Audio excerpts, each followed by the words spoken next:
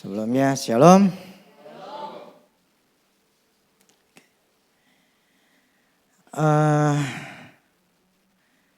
Ada yang bicara, ada yang ngomong sama saya begini.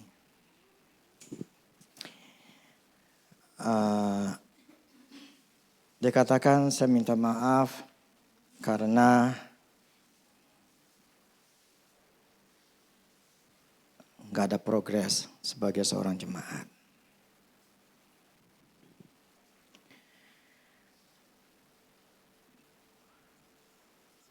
Bagi saya begini.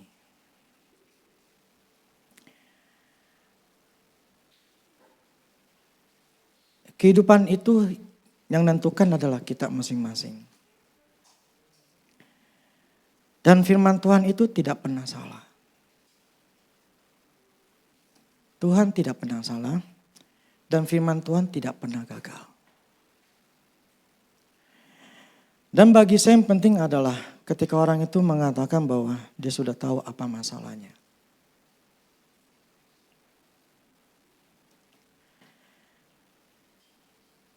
Nah, saya ingin bahas mengenai kebenaran ini. Karena seringkali kita orang Kristen menganggap bahwa Tuhan, saya udah ke gereja tiap minggu. Saya udah melayani Tuhan, sudah setia bertahun-tahun. Saya sudah bayar persepuluhan. Saya sudah melakukan A, melakukan B, melakukan C, melakukan D, Tuhan. Tapi kenapa Tuhan kau tidak merubah hidup saya? Kenapa engkau tidak melakukan atau membuka jalan, membuat saya berubah, ada progres?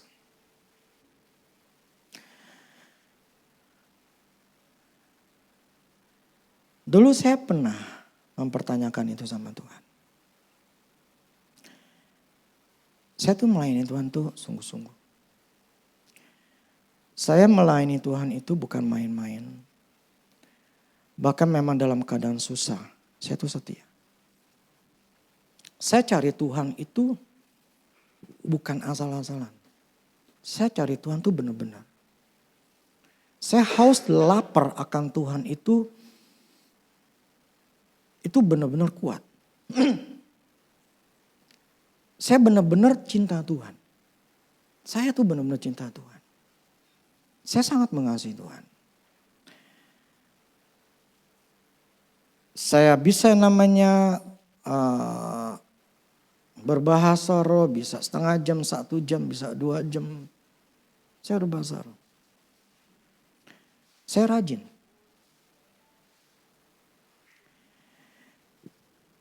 Ya, sampai saya bertanya, kok saya nggak berubah?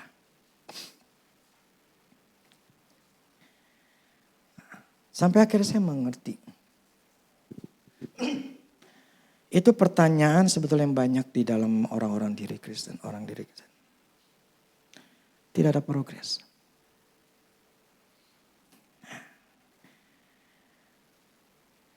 Dan saya percaya bahwa apa yang saya katakan ini sebetulnya adalah yang hari ini saya katakan itu sebuah jawaban.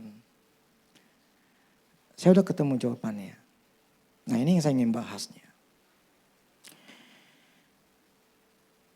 Roma 3 ayat 27 sampai 28. Jika demikian, apakah dasarnya untuk bermegah? Tidak ada. Berdasarkan apa? Berdasarkan perbuatan? Tidak. Melainkan berdasarkan iman. Karena kami yakin bahwa manusia dibenarkan karena iman. Dan bukan karena ia melakukan hukum Taurat. Di dalam bahasa Inggrisnya ya. Di New King James-nya. Where is boasting then?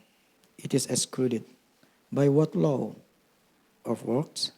No. By the law of faith. Saya ingin bawahi bahwa tetapi karena oleh hukum iman. Law of faith. Jadi ada hukum iman. Paulus katakan begini. Dasarnya apa sih? Apa karena perbuatan saya? Berdasarkan perbuatan. Paulus katakan enggak. Berdasarkan iman. Inggrisnya lebih jelas by the law of faith. Tetapi oleh hukum iman. Jadi ketika saya bersepuluhan, ketika saya melayani Tuhan, ketika saya gila-gilaan cari Tuhan, ketika saya haus dan lapar akan Tuhan, ketika saya berbahasa roh, saya punya tujuan supaya Allah itu adalah memperhatikan saya. Dan kemudian Allah menjadi berhutang budi karena saya berjasa.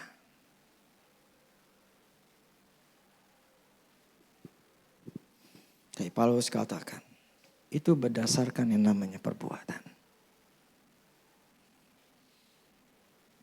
Loh, tapi kan saya melakukan ini untuk Tuhan. Lakukan itu bukan untuk Tuhan, tetapi berdasarkan untuk dirimu sendiri. Melakukan supaya Tuhan itu melihat diri kita sendiri. Fokusnya adalah saya. Karena sudah melakukan A, B, C, D. Tapi Paulus ini katakan, ada namanya hukum iman. Allah bergerak bukan berdasarkan iman kita. Loh, gimana? Allah tidak bergerak karena kita berpikir bahwa Allah dengan saya melakukan ini, nanti Allah akan jadi berhutang budi sama saya, dia berjasa. Saya menjadi berjasa di hadapan Tuhan. Jadi kita berdasarkan iman yang mengatakan bahwa dengan perbuatan saya, Tuhan akan bertindak.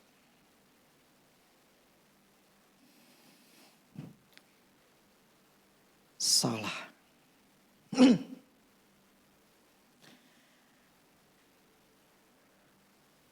Bukan berdasarkan perbuatan, tetapi karena iman. Ada hukum iman yang harus kita ketahui. Hukum iman harus kita ketahui. Dan banyak orang Kristen itu menjadi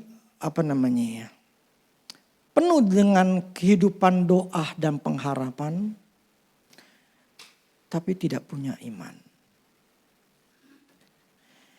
Iman itu maksudnya apa? Iman akan kasih karunia Allah di dalam hidup kita. Efesus 1 ayat 3 deh. Oke ya. Di dalam Efesus 1 ayat 3 dikatakan bahwa terpujilah Allah dan Bapa Tuhan kita Yesus Kristus yang dalam Kristus telah mengaruniakan kepada kita segala berkat rohani di dalam surga. Jadi di sini jelas bahwa Allah telah mengaruniakan, dikatakan telah mengaruniakan pada kita atau memberikan kepada kita segala berkat. Oke, saya balik lagi tadi mengasalah hukum iman. The law of faith. Arti kata daripada hukum itu peraturan. Peraturannya dalam bahasa Indonesia ya. Peraturan atau adat yang secara resmi dianggap mengikat. Yang dikukuhkan atau yang dikuatkan oleh penguasa atau pemerintah. Jadi peraturan artinya ketentuan-ketentuan tentang satu hal atau batasan-batasan tentang satu hal yang sudah diciptakan untuk mengatur tentang satu hal tertentu. Contohnya aturan lalu lintas. Lampu merah sudah ditetapkan bahwa ada merah, lampunya bernyala merah berarti kita berhenti. Itu aturan, itu namanya hukum. Jadi hukum itu sebuah kaidah, sebuah aturan-aturan yang sudah dibuat oleh pemerintah yang kita harus ikutin. Nah peraturan-peraturan ini kita enggak bisa langgar karena itu sudah tercipta atau sudah dibuat. Yang mau tidak mau kita hanya cuma mengikuti saja. Nggak mau ngikutin, ya sudah melanggar, salah, ya kena tilang. Hukum iman itu adalah sebuah aturan main yang Tuhan buat untuk kita orang-orang Kristen. Dengan batas-batasan yang Tuhan sudah buat. Dimana kalau kita mengikuti aturan hukum iman ini, kita akan mendapatkan atau memperoleh apapun yang sudah Tuhan janjikan. Nah, ketika orang-orang Kristen tidak mengikuti hukum iman ini dan mereka semaunya, itulah penyebabnya kenapa tadi saya katakan di awal. Saya sudah melayani Tuhan. Saya sudah sungguh-sungguh sama Tuhan. Saya sudah cari Tuhan. Saya sudah bayar persepuluhan, saya sangat-sangat mendetil. Saya sangat setia. Detil sekali saya. Tapi kenapa saya nggak bisa berubah?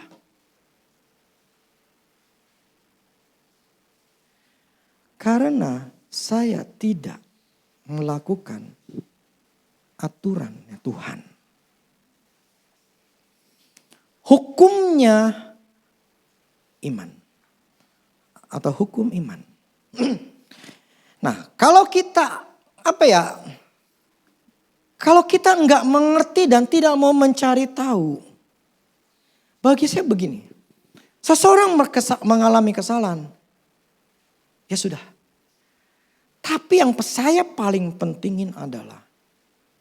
Dari mana itu akar masalah? Kesalahan itu terjadi. Sebab kalau nggak kita tahu dan kita nggak pelajari. Kesalahan kita. Penyebabnya. Kita akan selalu melakukan hal yang sama, yang salah. Dan akhirnya salah terus. Dan akhirnya apa? Nggak pernah berhasil. Dari dulu, bertahun-tahun yang lalu, sampai sekarang, nggak pernah enak hidupnya. Kenapa? Karena nggak tahu kesalahannya. Maka seringkali saya mencari kesalahan diri saya sendiri. Bukan untuk menghakimi diri saya sendiri. Tetapi untuk mencari tahu apa yang saya harus beresin. Allah menciptakan hukum iman untuk kita harus mengerti. Kita nggak ngelakuin. Kasih karunia apapun yang Tuhan sudah yang tadi Efesus 1 ayat 3 katakan telah disediakan. Nah, maksudnya begini. Kita buka udah. Markus 11 ayat 24. Markus 11 ayat 24. Karena itu aku berkata kepadamu, apa saja yang kamu minta dan doakan, percayalah bahwa kamu telah menerimanya. Maka hal itu akan diberikan kepadamu.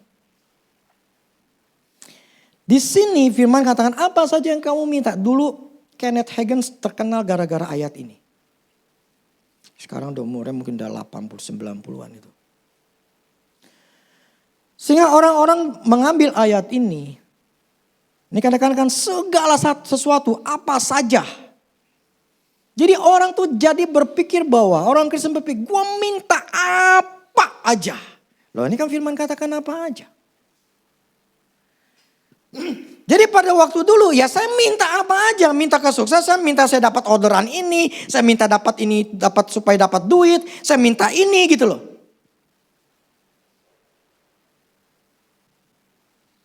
Kemudian saya percaya, saya berdoa. Gandengan tangan. Dengan berharap, karena firman katakan 2-3 orang berkumpul. Dia sepakat, nanti Tuhan akan menjawab doa. Saya lakukan itu semua.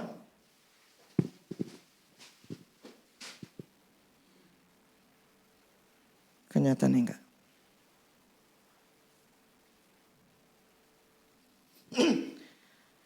Sehingga kita selalu bisa minta dan mendoakan. Berdoa untuk apapun.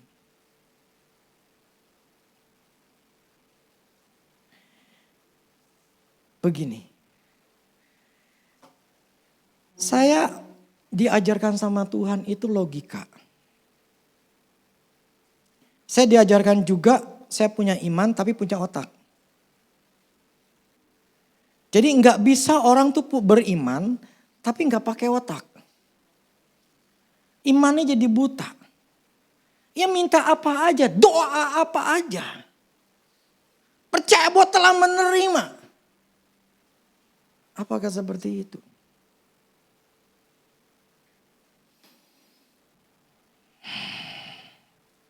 Ada seorang, ini si Andrew cerita, ada seorang perempuan. Dia pakai dasar ayat ini. Dan dia senang sama yang namanya ada seorang hamba Tuhan, Kenneth Copeland. Orang yang terkenal. Dia minta sama Tuhan untuk dia jadi suaminya. Tuhan, aku minta dia menjadi suami saya. Saya percaya dengan iman, saya percaya bahwa dia akan menjadi suami saya dan aku telah menerimanya. Aku telah jadi istrinya. Padahal itu orang udah beristri. Apa yang dia lakukan? Pokoknya gue minta. Firman katakan gini, mintalah. Nah inilah kita orang Kristen, kita jadi berdoa, Tuhan tumpangin tangan apalah. Ini akan jadi milik saya, mobil ini akan jadi milik saya. Ini rumah akan jadi milik saya. Dalam nama Yesus aku minta Tuhan. Apa aja kita coba doanya Tuhan, pokoknya minta tumpangin tangan. Dan kita berharap, ya inilah aku percaya aku telah menerimanya.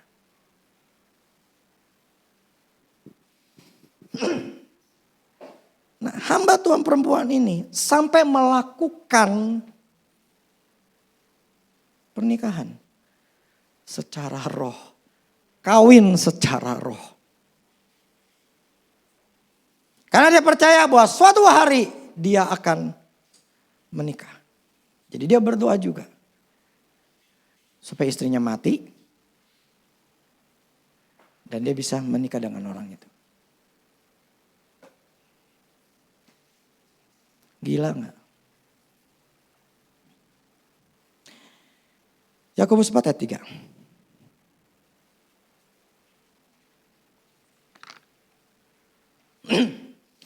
Atau kamu berdoa juga, tetapi kamu tidak menerima apa-apa.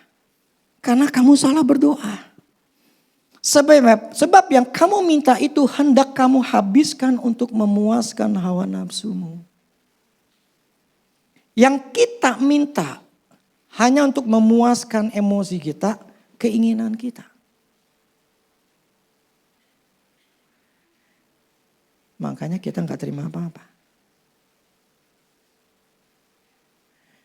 Makanya kita nggak bisa terima apa-apa karena kita salah doanya. Nah, tapi kan firman di Markus 11 ini minta apa saja.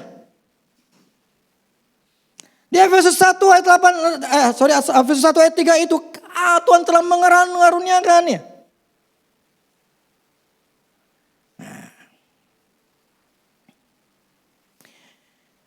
Langsung 1 Yohanes 5 ayat 14 sampai 15. 1 Yohanes 5 ayat 14 sampai 15. Dan inilah keberanian percaya kita kepadanya. Yaitu bahwa ia mengabulkan doa kita. Jikalau kita meminta sesuatu kepadanya menurut kehendaknya. Dan jikalau kita tahu bahwa ia mengabulkan apa saja yang kita minta. Plus, maka kita juga tahu bahwa kita telah memperoleh segala sesuatu yang telah kita minta kepadanya. Jadi kalau kita meminta sesuatu itu ternyata memang menurut kehendaknya. Kita boleh percaya. Kita telah memperolehnya.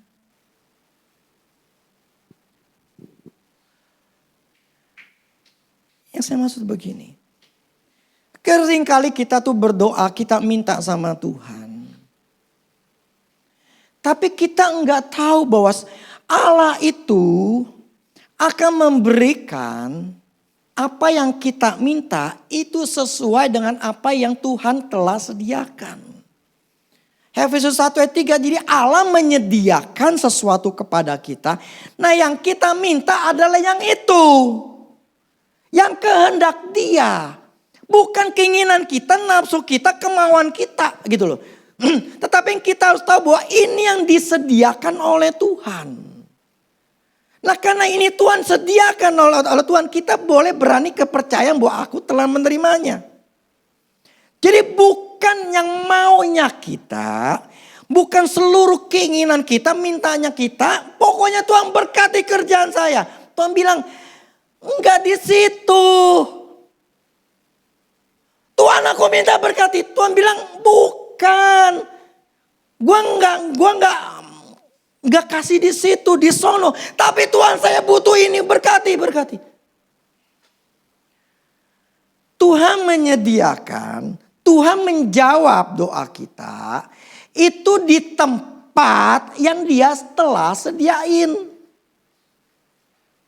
Anggap gak? Di tempat yang Tuhan telah tetapin. Yang Tuhan telah sediakan. Bukan kemauan kita, keinginan kita, nafsunya kita. Tapi itu ternyata bukan kehendak Tuhan. Bukan Tuhan maunya ini, bukan. Tuhan maunya yang itu. Nah seringkali kita jadi meminta sama Tuhan, tapi nggak tahu nih kehendak Tuhan atau bukan. Sehingga saya dari dulu saya susah, kenapa saya nggak hidup di dalam hukum iman. Saya hidup berdasarkan perbuatan saya dengan saya melakukan melayani Tuhan, saya melakukan ini untuk Tuhan, saya rajin untuk berbahasa roh, saya persepuluhan dengan setia. Saya berdasarkan perbuatan saya. Bukan berdasarkan iman yang mempercayai bahwa mengetahui kehendak Allah itu di mana. Setelah saya mengerti kehendak Allah dan saya mulai berjalan dengan kehendaknya Allah. Barulah terjadi perubahan dalam hidup saya. Selama saya hanya mengikuti keinginan daging saya, selalu salah. Karena saya gak pernah nyerahin hidup saya. Pokoknya keinginan saya terus. Yang saya utarakan saya ngomongin sama Tuhan. Yang sering katakan begini. Kita tidak bisa meminta segala sesuatu seenaknya tanpa mengetahui kehendak Allah. Tanpa mengetahui apakah ini yang Tuhan sediakan atau bukan.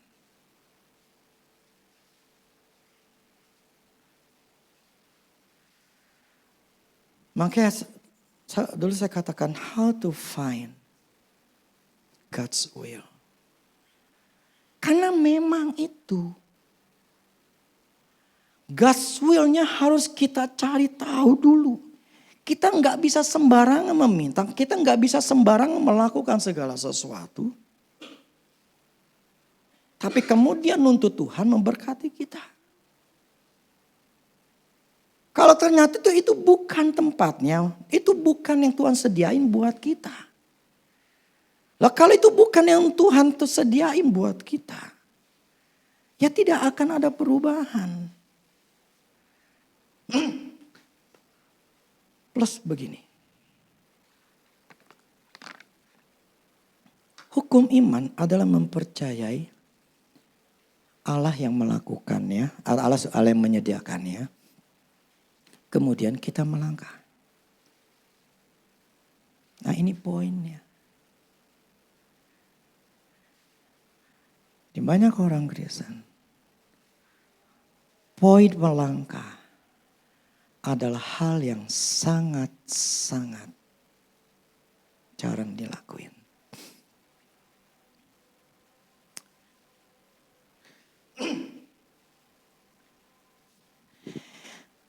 Ketika orang Israel,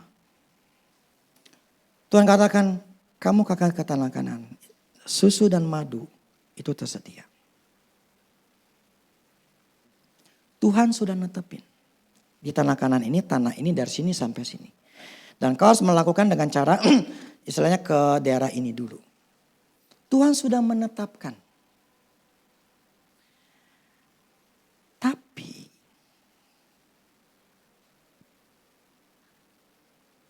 tanah Kanaan itu tidak terjadi dengan mudah.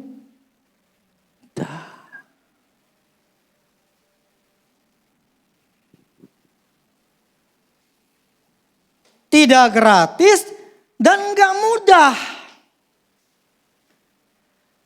Nah kita orang Kristen mikirnya adalah gampang. Allah itu berkuasa, Allah itu mampu ya. Kemudian ketika kita sedang melangkah tanah Kanaan itu, kita melihat sesuatu yang gede, tanah orang enak yang gede. Kita melihat kesusahan, kesulitan. Apa yang kita lakukan? Aduh, jauh tempatnya. Aduh, kalau gue ketemu sama orang itu mending gue dikasih tempat. Mending gue dikasih kerjaan. Tapi kalau ternyata gue gak dikasih kerjaan atau gue coba jualan situ ternyata nggak berhasil atau nggak dikasih atau begini atau begitu atau begini. Ntar gimana? Ada 1001 macam alasan untuk orang Kristen tidak mau berjuang.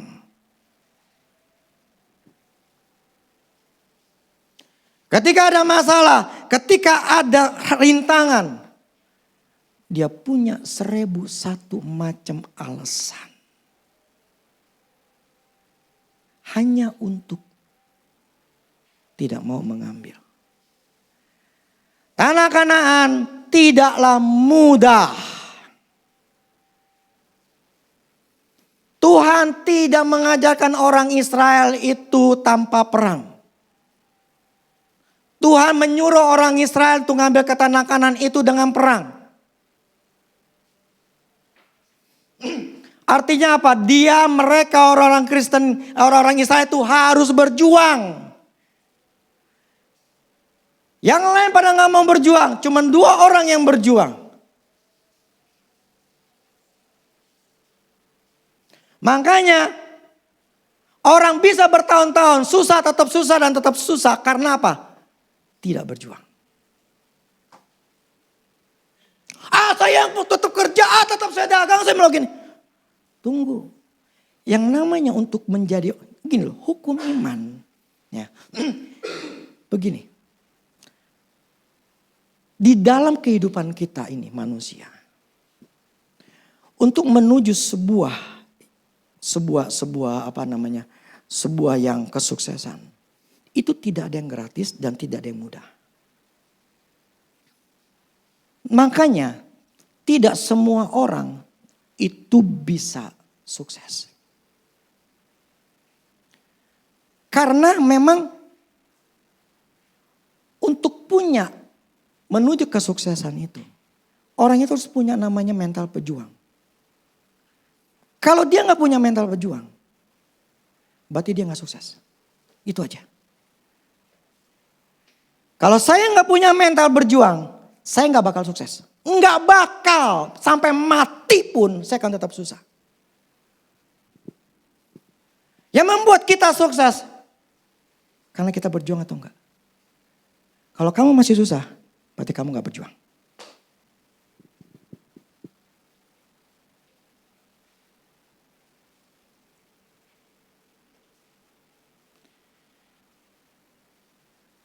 Tuhan ajarin saya.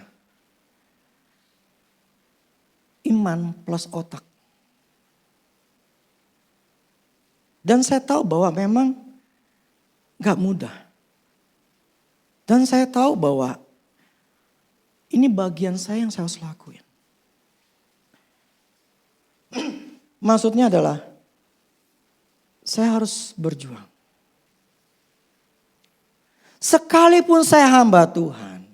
Sekalipun saya bisa dengar suara Tuhan. Sekalipun saya berbahasa romo sejam 2 jam. Sekalipun saya dengerin khotbah apapun juga.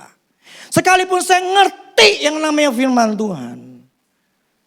Kalau saya gak berjuang, gak bakal sukses.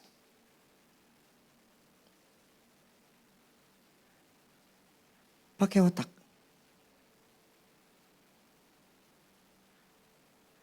Untuk mengambil apa yang Tuhan sediakan. Itu butuh perjuangan. Hanya orang yang berjuanglah yang bisa sukses.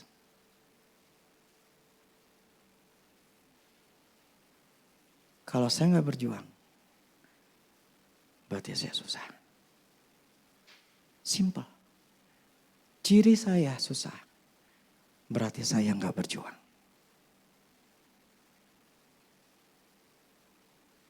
Kok menghakimi? Fakta.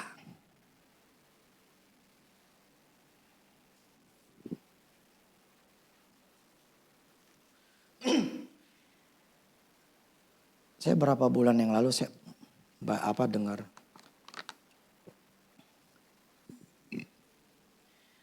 di YouTube itu Hermanto ya. Hermanto itu orang kaya di Surabaya yang punya Avian. Itu mewawancari, dia punya podcast, dia mewawancari namanya Sri Datu Tahir. Dia dari orang susah.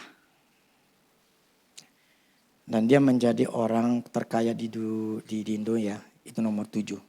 Tapi ada yang katakan 10, nggak tahu tahun berapanya dia. Ini cara pikir orang kaya sama orang susah beda ya. Waktu dia ngomong begini. Yang paling rendah katanya adalah, kalau orang, ini orang barat katanya, yang paling rendah. Si Hermanto ketawa. Maksudnya apa? Kalau kerjaan itu berdasarkan dari mana? Passion. Kok passion dianggap salah? Kan orang kerja kan memang sesuai dengan passionnya kan. Dengan keinginan dia, dengan hobi dia. Tapi dia dong itu paling rendah. Dia ngomong begini. Saya punya anak, namanya Grace, perempuan. Dia itu suka sekali namanya film.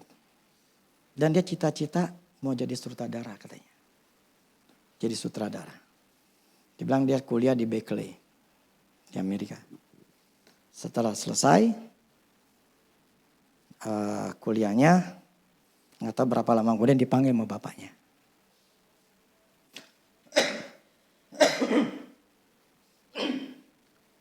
Grace, Papa pengen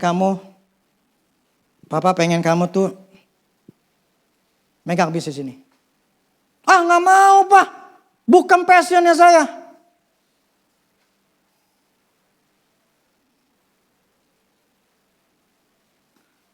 Ini putri raja, Bu. Orang kaya. Luar biasa kayanya. Dia cuman hanya bisa di rumah, saham udah ada, dia tinggal di rumah, cuman main HP, main PS atau apa gitu ya. Ancang-ancang kaki di rumah, saham pasti ada. Putri raja mau ngapain? Di rumah aja. Semuanya tersedia. Aset triliunan. Bukan miliaran, bukan ratusan miliar, triliunan. Sampai mati pun dia nggak kerja pun tetap hidup.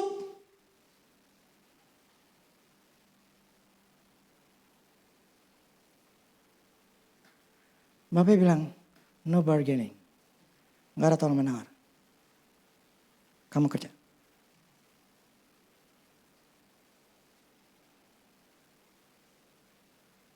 Dan dia katakan begini. Bukan masalah passion. Tapi tanggung jawab. Saya jadi ingat. Ketika anak diajarkan tanggung jawab. Ketika kita di sini nggak ada yang namanya main keyboard. Saya ngomong sama Manuel. Dulu ya, awalnya. Manuel. Ini papi mami gak punya main keyboard. Karena main keyboard udah keluar. Karena papi minta, kamu tanggung jawab, ikut tanggung jawab. Ikut ngerasain apa yang ini gak ada. Jadi kamu main keyboard. Jadi kamu harus main keyboard supaya bisa ngisi. Walaupun gak tahu apa-apa, sama sekali nol. Tapi dijorokin untuk dia bisa ngerti tanggung jawab. Jadi saya mengajarkan anak, Ini gue punya masalah nih orang tua. Ini lagi susah. Lu jangan cuma diem doang.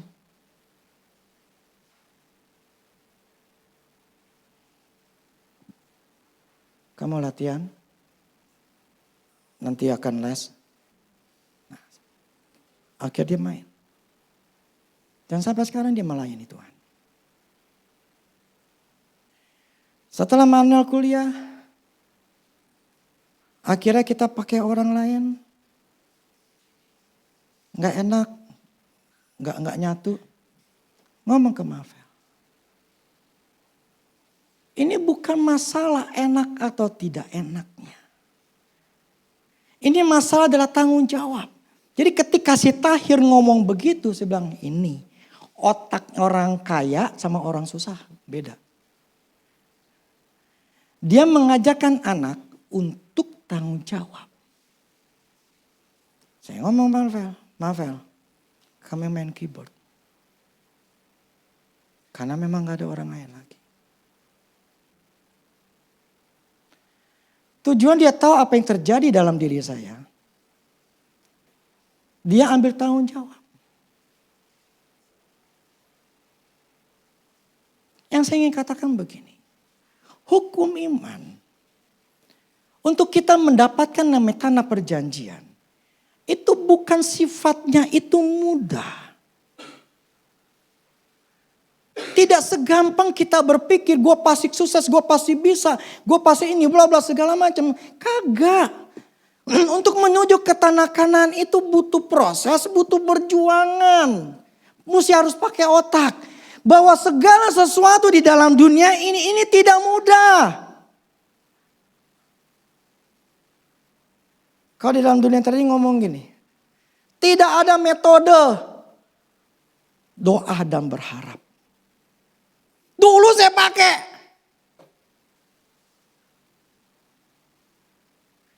Berdoa berharap bisa untung.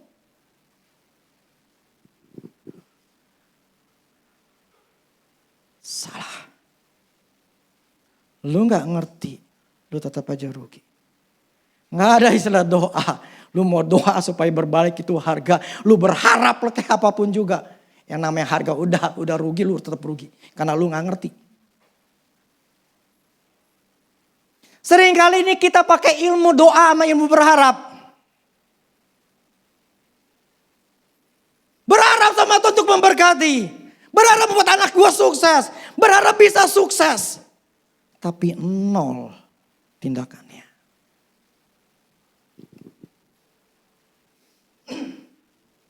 Sehingga kita semua ngerti bahwa di dalam dunia real ini. Semua itu gak gampang.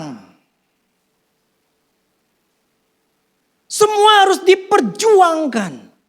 Tidak dimudah dapatnya. Kagak. Orang malas tidak akan pernah berhasil. Orang yang gak mau berjuang tidak akan pernah berhasil. Gak akan pernah. Saya melihat untuk diri saya sendiri. Gue mesti berjuang. Gue mesti berani. Gue mesti punya mental. Sekalipun gue pendeta sekalipun gue ngerti firman. Tapi kalau lu gak punya mental berjuang. Gak akan pernah saya berhasil. Saya ngomongin ke diri saya. Ke otak saya. Lu mesti berjuang. Lu mesti berjuang.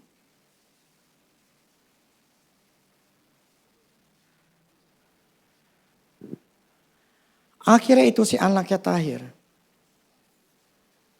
Tanda kutip dipaksa kerja. Gak peduli lu suka atau gak suka. Papa punya bisnis ini, pegang. Gak ada tawaran. Suka atau gak suka, tanggung jawab. Lu kerja. Itu orang tua yang benar. Bukan membiarkan anak gak kerja. Dan gak mau ambil tanggung jawab. Tapi berharap untuk anak itu berhasil. Pakai otak. Kemarin anak saya ada di sini. 2 bulan. Saya tahu mereka tuh betul nggak betah. Si Kyle bilang, Papi waktu di Jakarta mau kerja ya. Enggak lah, ngapain kamu kerja? Cuma sebentar, udah gak apa-apa lah kamu istilahnya nganggur aja. Karena mereka biasa kerja. Saya tahu mereka nggak betah. Karena nggak ngapa-ngapain. Tapi biar nikmatin aja maksud saya.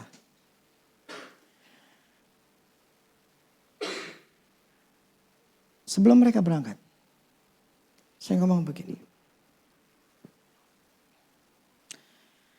Kyle, Noel, ini saya memberikan tanggung jawab pada mereka untuk ngerti. Papi punya uang segini doang nih. Papi gak punya uang lagi.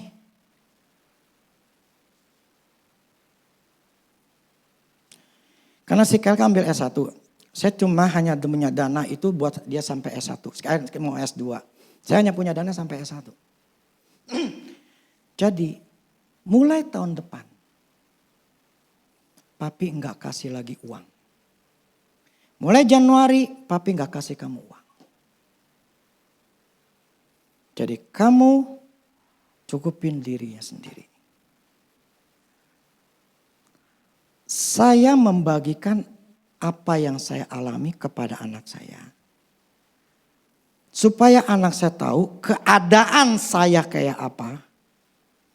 Supaya mereka ngambil tanggung jawab.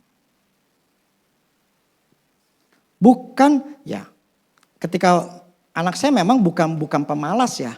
Yang cuman hanya di rumah main. Nggak boleh. Apalagi tadi si Grace anak Tahir itu. Yalah anak raja Bo.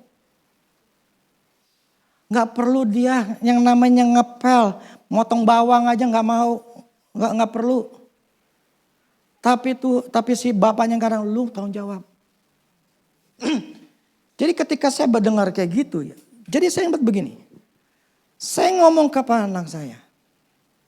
Papi cuma hanya uang kuliah papi bayarin.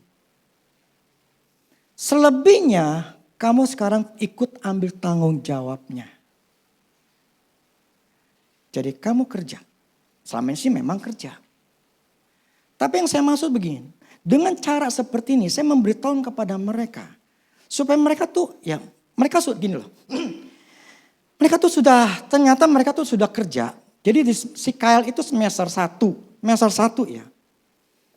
Itu ketika dia liburan, 1 atau 2 kurang lebih gitu ya. Ketika liburan, teman-teman Taiwan ya dia punya ada mungkin orang tuanya atau siapanya saudaranya. Ikut gue yuk pulang kampung. Kerja ya. Ya udah. Dia kerja lah. Kerja jadi waiters. Nah, waktu itu saya tanya sama dia. Kamu gimana kerjanya? Diomelin terus. Saya udah dengar gitu. Ya pasti karena bahasa. Dan saya bisa bayangin. Misalnya yang punya restoran gini. Misalnya tahu si Kyle dipanggilnya apa ya? Karena dia punya bahasa Cinanya sendiri, dia ciptain sendiri nama sendiri. Ambil sendok. Tapi yang dibawa apa? Air. Ambilin garam. Dikasihnya kecap.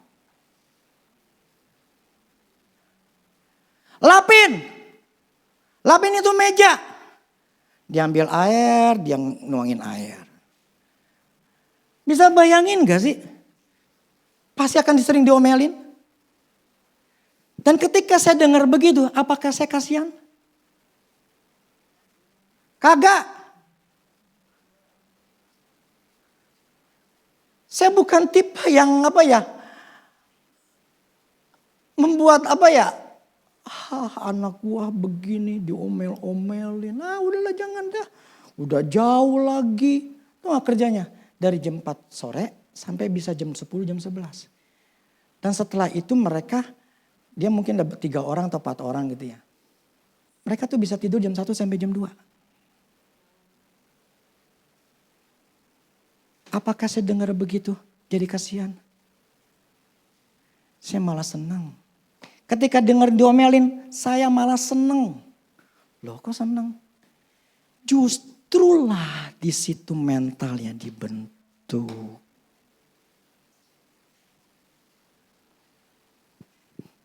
Bukan anak manja. Dia tuh punya PS4, dia beli sendiri. Dia punya Nintendo apa sih yang kecil tuh? Sweet. Itu berapa juta dia beli. Tapi ketika waktunya kerja, dia kerja. Mental. Saya gak ajarin suruh dia kerja. Tapi kalau anak didiemin, udahlah gak usah kerja. Apalagi waduh, kenapa kayak aduh sampai malam gitu, udahlah gak usah kerja lah, nyusahin aja. Papi masih sanggup, gak usah kerja lah. Kagak. Saya malah ketawa dalam hati. Bagus diomelin, bagus diomelin. Karena disitulah terbentuk mentalnya. Tapi kalau anak cuma dicekokin yang biasa, dimanja, udahlah nggak usah ngepel lah, nggak usah bantu lah, udah diem aja deh.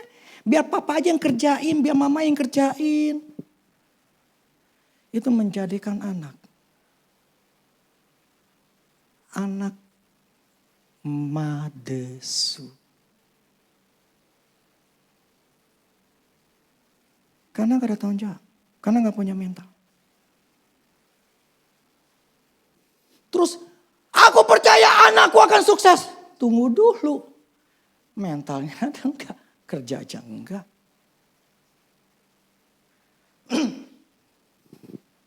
Jadi ketika saya ngomong sama mereka, ini kondisi papi ya. Jadi mulai tahun depan, papi gak kasih kamu uang. Ketika saya ngomong gitu, mereka tenang aja. Lah memang mereka udah kerja kok. Selama ini ketika saya kasih uang, saya cuma kasih uang standar ya, pas-pasan juga kagak, tapi standar lah. Jadi kalau mereka mau pergi, mau jalan-jalan, itu mesti duit mereka. Dan ternyata Manuel itu kerja, nanti di semester 2 itu dia udah kerja. Tahun 2020. Dia udah mulai kerja. Emang beda sama kayak kemarin si Kyle belum lama juga dia kerja. Itu jadi tukang gorengan. Jadi dia tuh lagi liburan. Saya kalau ngedenger gini, saya senangnya apa? Itu warna-warni daripada si Kyle tuh lebih banyak. Gitu loh. Jadi dia tuh kerja jadi tukang gorengan. Jadi ada orang Korea punya. Terus sama teman-teman dicari, lu mau kerja gak nih? 3 orang atau 4 orang. Dan mereka kerja tuh sama-sama. Cuma sekitar 2-3 minggu. Itu yang waktu yang di restoran itu, di 1 bulan itu 15 juta. Itu dari 4 sore sampai jam 10-11 malam. Nah itu warna-warninya. Cuman yang saya masuk gini, ketika dia melakukannya, itu sesuatu yang enjoy. Itu sebetulnya bagi saya itu membentuk diri dia. Kita manusia, untuk bisa meraih sukses itu butuh perjuangan. Jadi harus pakai otak. Jangan pakai metode doa dan pengharapan. Tapi kau gak pernah kerja dan kau malas. Terus berharap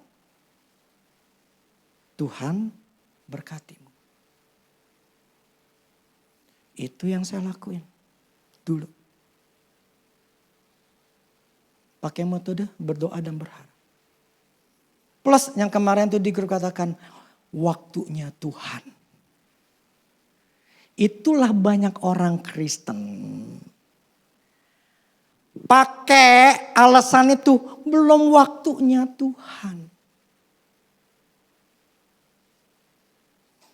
Jadi gue nunggu aja, mendingan gue males aja. Tanah Kanaan, Tuhan suruh orang Israel, lu perang. Lu perang. Bukan lu diam di sini. Berkat lu di sono. Ingat, hukum iman itu adalah kita mendapatkannya apa yang Tuhan telah sediakan. Tempatnya yang Tuhan sudah tentuin di tanah Kanaan. Bukan tempat yang kita mau. Dan untuk menuju ke sana kita harus perang. Kita harus bergerak. Nah problemnya, semua orang Israel yang 20 tahun itu ke bawah mati semua. Cuman 2 doang Yosua dan Kaleb. Karena mereka punya mental. Jadi orang yang sukses cuma 2%. 2 orang, bukan 2%. Yang lain tetap susah. Puluhan tahun akan tetap susah.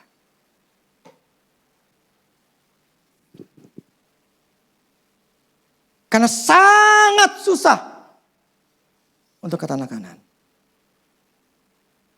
Butuh perjuangan. Saya ngomong ke anak-anak saya, anak-anak saya laki-laki. Saya harus membentuk mereka. Ini waktunya. Waktunya mereka ini sekarang ya harus serius. Take responsibility-nya. Ambil tanggung jawab. Nih papi lagi begini keadaannya ya. Sekarang kamu harus, papi gak kasih uang. Kamu yang harus kerja cukupin duit sendiri. Papi gak kasih lagi. Tadi rencana saya tuh di Juni. Setelah mereka selesai kuliah sama sekali saya gak mau kasih. Tapi saya percepat di bulan Januari. Saya gak kasih. Apakah mereka mampu? Mampulah.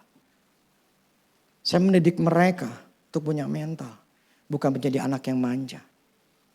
Sama seperti Dr. Tahir ini, Sri Dato Tahir ini. Dia tidak membiarkan si putri rajanya untuk cuman hanya diam di rumah. Tapi suruh kerja. Itu hebatnya orang kaya berpikir maju. Nah, kemudian saya suruh anak-anak saya untuk, karena mereka ya si Malen itu udah kerja dari semester 2 ternyata dia udah kerja. Di tahun 2020 banyak teman KL itu pada pulang. Ada mereka pulang karena ya resesi. Mereka gak punya uang. Orang tuanya, salah satu teman KL malah yang di Jepang itu pun pulang. Karena emang gak mampu. Gak ada duit. Nah. Ternyata kemarin kan pacarnya si Manuel itu datang. Kan saya gak kenal, gak tahu. Nah, lagi cita-cita begini. Ternyata tahun 2020. Saya enak ini, kalau khotbah saya tuh seolah-olah saya bukan ngomongin apa ya. Firman aja, tetapi saya ingin ke orang tuh seperti lagi ngobrol. Tahun 2020, orang tuanya bangkrut. Papanya bangkrut. Kena ketipu. Dan teman-teman kalian tuh banyak yang bermasalah. Dan pada waktu saya pernah sempat ngomong mereka untuk mereka pulang. Karena waktu lagi gak ada duit. Maksudnya rumah belum kejual. Saya suruh mereka pulang. Saya pikirkan nih, ya nanti setelah berapa, tetap kuliah kan online. Kan kuliahnya online waktu itu. Nanti setelah September balik lagi gitu loh. Kan paling gak save berapa juta, saya bilang puluhan juta gitu. 100 juta saya save kalau mau tuh pada saat itu. Nah, banyak yang bermasalah saat itu. Termasuk pacarnya mana? Namanya Gaby. Baru jadian. Waktu pertama kali saya ngeliat fotonya, saya ngomong gini. Waduh, anak punya trauma. Punya masalah, saya bilang. Trauma. Saya gak tahu masalahnya apa. Tapi ketika dia datang, saya baru ngerti. Disitulah titik dia saat itu. Pilihannya. Balik ke Indo. Atau dia terusin. Baru 1 tahun. Baru semester 2. Belum setahun lah ya. Awal-awal kalau kita Maret ya. Jadi belum 1 tahun. 9 bulanan. Tinggal pilihan 2. Jadi putri raja yang cuma di rumah. Balik ke pulang. Atau dia stay.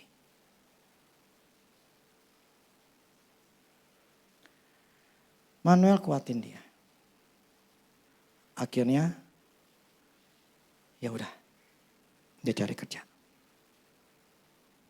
Nah, kita dapat kerjaan. Saya tanya, katanya kamu dua kerjaan ya? Iya om, 2 kerjaan. Kenapa 2 kerjaan? Nggak cukup lah om.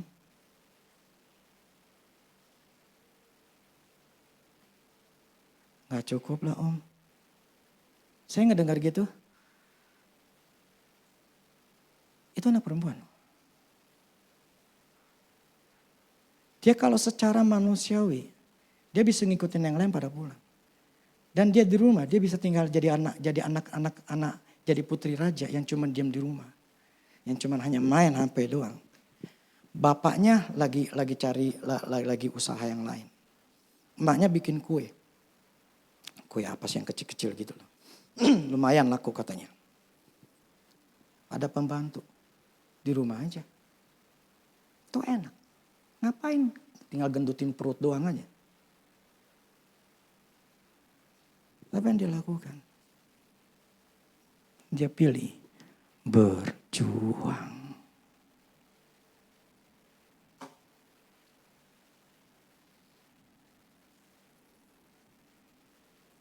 Pilih berjuang. Tidak menjadi anak mami atau menjadi anak putri raja. Tapi dia pilih berjuang. Saya nggak tahu, tapi memang Manuel sih yang nguatin. Dia pilih berjuang. Dia tahu nggak cukup. Jadi cari kerjaan lagi yang lain. 2 tempat dia kerja. Saya waktu ngedengar gitu, saya senang. Berarti calon mantu gua bukan seorang pemalas. Berarti ini perempuan bagus. Seorang pejuang. Apakah anak kita dibentuk seperti itu? Atau dibentuk sebagai anak putri raja? Yang hanya diam di rumah saja. Dan tidak diberikan tanggung jawab dari kecil. Ini anak kan bisa dikasih tanggung jawab. Laki-laki tergantung perempuan. Makanya saya bersyukur. Malah saya lebih senang ternyata dia itu susah. Dan saya dengar dia bisa berjuang. Jadi ketika saya ngeliat dari awal fotonya, ternyata baru ngerti itu awal dia lagi susah. Makanya dia punya trauma, ketakutan. Tapi sekarang saya ngeliat mukanya, beda. Muka yang cerah. Jadi saya setuju karena saya melihat dia rajin dan dia pintar. Nilainya A semua. Sekalipun dia kerja, tapi dia nggak melalaikan yang namanya kerjaan. Ini anak pintar. Jadi udah rajin, pintar, mau berjuang. Itu perempuan yang bagus.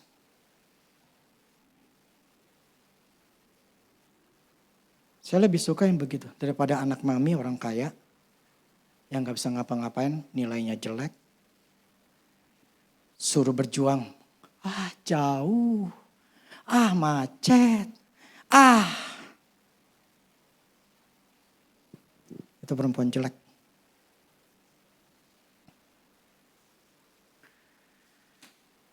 Sekali lagi, tidak ada apapun dalam dunia kesuksesan itu didapatkan dengan mudah. Ya, camkan itu. Saya ngomong ke diri saya sendiri. Tidak ada yang mudah. Semua butuh perjuangan. Enggak berjuang, enggak bakal sukses. Kita harus punya otak, itu namanya hukum iman. Kita mengambil apa yang Tuhan telah sediakan. Dan apa yang Tuhan telah sediakan tanah Kanaan itu bukan hal yang mudah untuk diambil. Butuh perjuangan, kesuksesan itu bukan dengan mudah kalau kita dapat. Enggak mudah. Sangat tidak mudah. Makanya orang berhasil itu sedikit. Itu saya baca 87% yang dibutuhkan kalau dalam dunia training itu 90% itu mental. 10%-an itu cuma hanya kepintaran.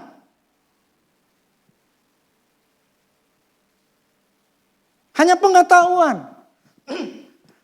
Jadi mental seorang pejuang itulah yang harus kita punya. Dan puji Tuhan saya ngebentuk anak saya. Dan puji Tuhannya mereka itu tahu diri. Enggak malas. Tahu diri. Bahkan saya nggak ngajar untuk mereka kerja, mereka tahu diri. Gue mesti kerja. Jadi si Manuel itu kerja dari jam 4 sore sampai malam. Jam 9, jam 10. Sama ceweknya. Satu tempat. Terus ceweknya ambil satu lagi tempat di mana itu yang seperti Telkomsel. Jadi CS. Dan dia dapat namanya beasiswa. Saya kalau ngedengar gitu, puji Tuhan. Gue bukan dapat mantu. Ya saya gak tahu nanti dia. Bukan seorang pemalas.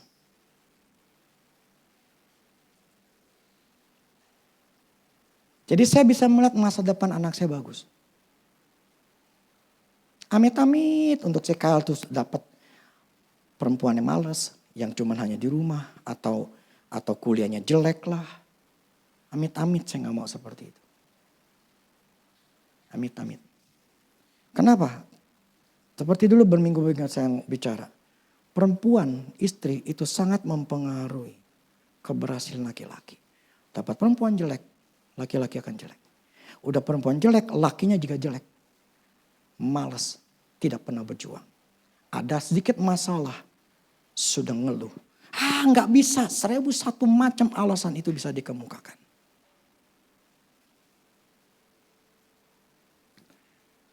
Dan untuk kita bisa sukses, tidaklah mudah.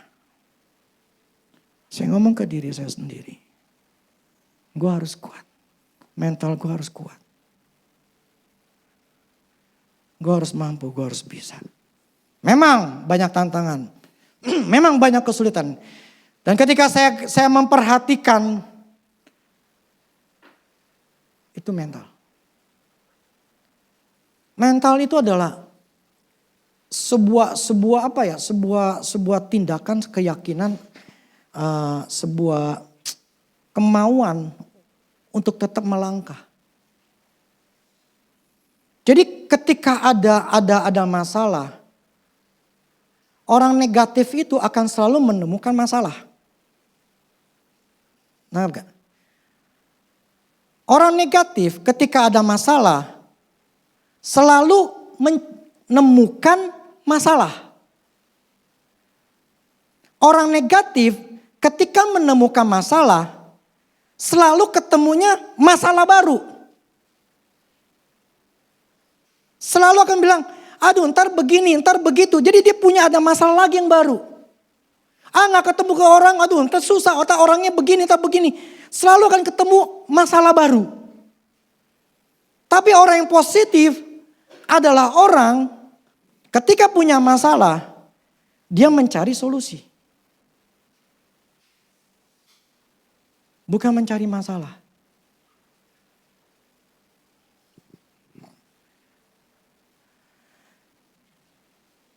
Oke, ini sudah ngerasain, sudah mulai pada jenuh. Prinsipnya begini. Ada hukum iman. Kita harus bertindak. Makanya kemarin yang di grup juga Helmi Yahya katakan. Jangan berdiam diri. Bertindak, lakukan sesuatu. Karena memang itu yang membuat kita berhasil, membuat kita sukses. Tapi kalau kita cuma hanya pakai metode doa dan berharap, gak bakal pernah berhasil. Semua itu ada polanya. Bagian kita berjuanglah. Amin. Ketika ada masalah bukannya kita ngeluh. Orang negatif selalu menemukan masalah baru di dalam masalah. Orang positif mencari solusi ketika ada masalah. Jadi saya harus mencari solusi. Ini masalah gue di sini. Solusinya gue harus lakukan apa? Itu yang harus saya tanam dalam otak saya, dalam diri saya. Kenapa? Karena berkat sudah tersedia. Dan Tuhan gak kasih dengan langsung. Itu problemnya. Ngerti gak? Orang Kristen jangan berpikir bahwa berkat itu langsung Tuhan berikan. Kagak. Kita harus berjuang. Bukan berdiam diri aja, cuman diam doang, gak ngelakuin apa-apa. Harus berjuang.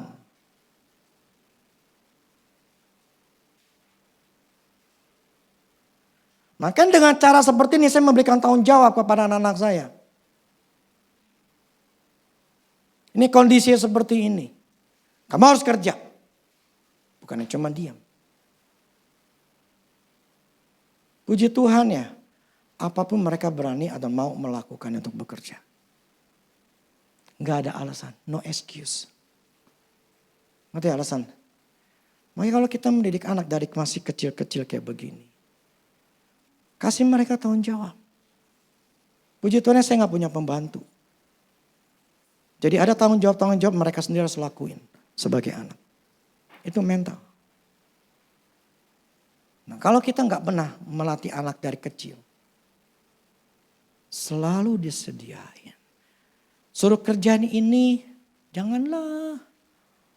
Nanti tangannya kotor. Tangannya yang halus jadi kasar. Udah jangan dah. Kita menciptakan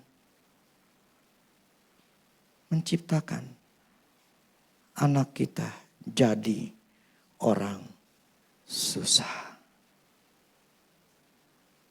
Bukan orang sukses.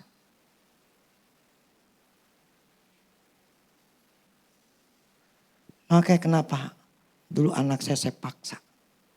Kyle atau Manuel beli kangkung. Emaknya suruh beli kangkung. Sebarin. Laki-laki suruh beli begituan malu-maluin. Gak ada istilah malu.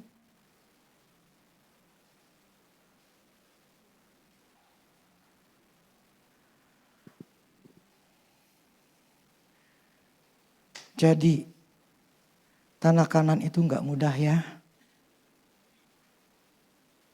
Camkan, tanah kanan itu gak mudah. Jadi kalau engkau gak nyampe ke tanah kanan, berarti kau bukan seorang pejuang.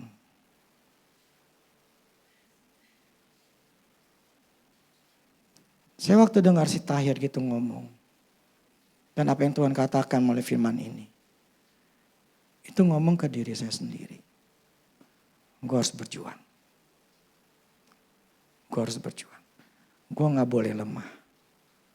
Gue gak boleh takut. Gue gak boleh takut. Gue harus melangkah. Gue harus berani. Gue harus berani. Gue harus bisa. Gue harus bisa.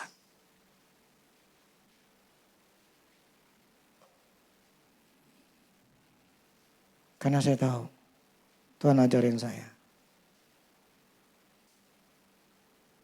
Tidak ada yang mudah. Ngerti?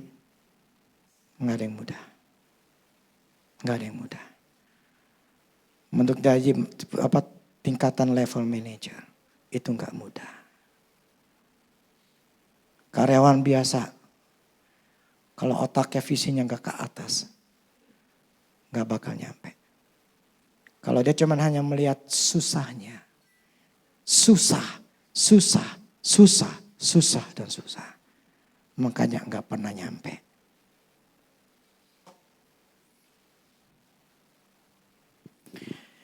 Saya ingin kita semua yang mendengarkan harus sadar bahwa kesuksesan itu tidaklah gratis. Hukum iman harus kita lakukan. Nggak ngelakuin, ya sudah, nikmati hidupmu. Seperti itu. Dan saya yakin anak saya sukses. Kenapa saya ngomong? Karena anak saya tidak pemalas. Anak saya tidak pemalas. Mereka rajin. Mereka masih kerja. Si Kel sekarang ambil dua kerjaan. Ada satu lagi dia coba ngelamar. Apakah nilainya jelek? Si Kyle itu juara 3. Dapat piala juara. Pokoknya dapat penghargaan juara ketiga. Yang 1-2-nya perempuan, biasalah. Orang Indo tuh lebih pinter dibanding orang Taiwan.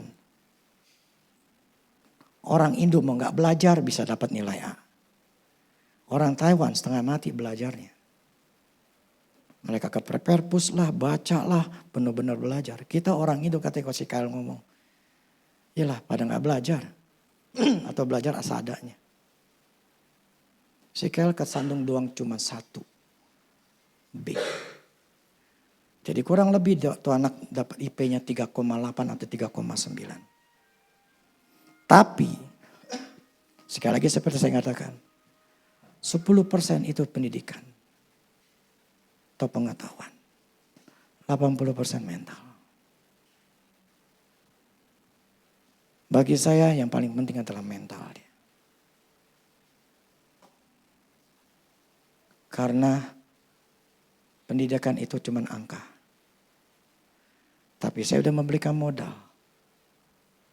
Bangunan pendidikannya sudah tinggi. Modal dia untuk bisa sukses. Tinggal sekarang tambahannya adalah mental yang lagi dibentuk. Makanya saya tambahkan tanggung jawab. Mulai tahun depan, papi sudah gak kasih lagi. Jadi prepare lah bulan sekarang, mulai bulan-bulan sekarang. Papi gak kasih uang lagi. Saya gak mau manjain anak. Saya paksa mereka. Sebetulnya gak perlu paksa juga karena memang sudah kerja. Tapi paksa untuk mengambil tanggung jawab. Oke, hari ini saya khotbah masalah hukum iman ada. Bahwa kita harus melakukan bagian kita. Amin. Sukses itu susah ya, itu aja ya. Jadi berjuang. Enggak berjuang, tetap susah. Oke, amin.